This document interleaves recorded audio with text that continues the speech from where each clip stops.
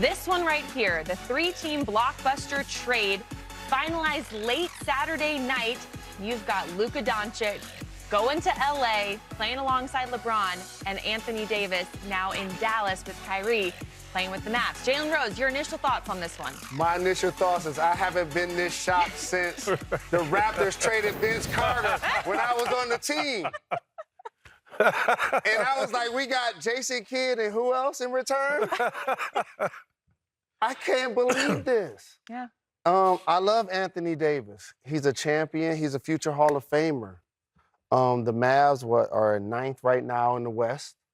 I think they're like third or fourth in the pecking order, even with AD.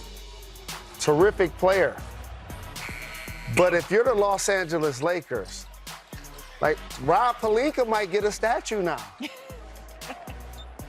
Like Jerry West got a statue as a player and as an exec. And I'm speaking hyperbole.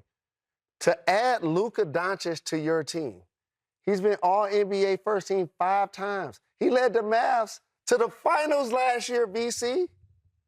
Like, his numbers are on steroids. I can't believe they gave up a 25-year-old player, and ultimately because you didn't want to pay him.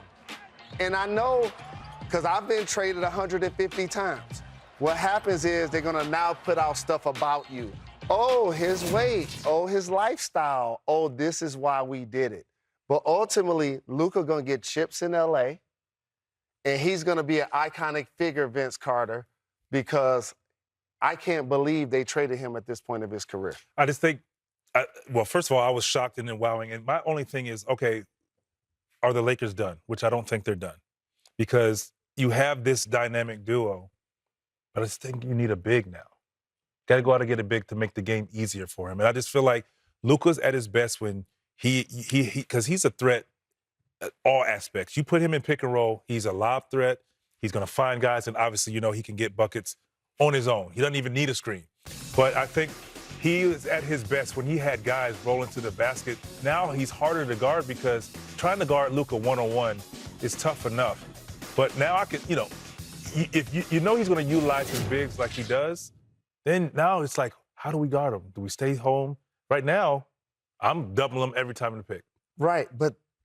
And I understand the big picture, what you're saying. Go ahead. Right, but the Mavs are the team that's trying to win this year or next year. Mm-hmm. They're looking at OKC. Like, they got SGA, well, we got Kyrie. Like, they feel like they could probably win it this year or next year.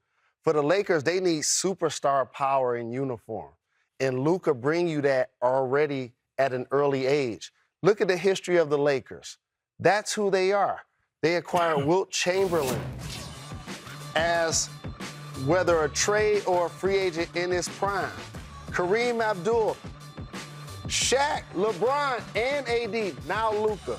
They're going to now build around him, and he's going to be that guy that ultimately tries to catapult himself into all-time great purple and gold status. So I'm really happy for him. I'm happy for the league, and I know he's going to do work. Now, watching him and LeBron this year is going to be great. What do we think about that? They got some, you know, 2 egos a little bit. Yeah, like how do we think they're going to fit? They gotta figure out like who's going to be the primary ball handler, and they're going to make each other look good. And I mean, LeBron James, 40 years old, is still balling, right? And so ultimately, they're 2 of the most intelligent players to ever play the game, 2 of the most versatile players to ever play the game. They're going to make each other better. But for the Lakers, it's not about winning the championship this year. For the Lakers, it's about being relevant. I don't think they win another championship with LeBron.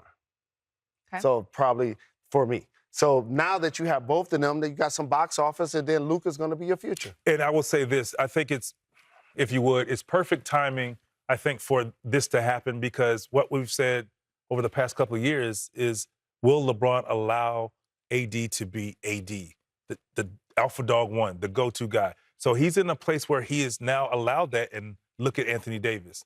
Well, here's another guy who's very capable, and I think LeBron has a lot of respect for him. And Luka can actually make LeBron better because of his ability. Right. A LeBron getting the ball with a live dribble, like, that's insane, and or vice versa.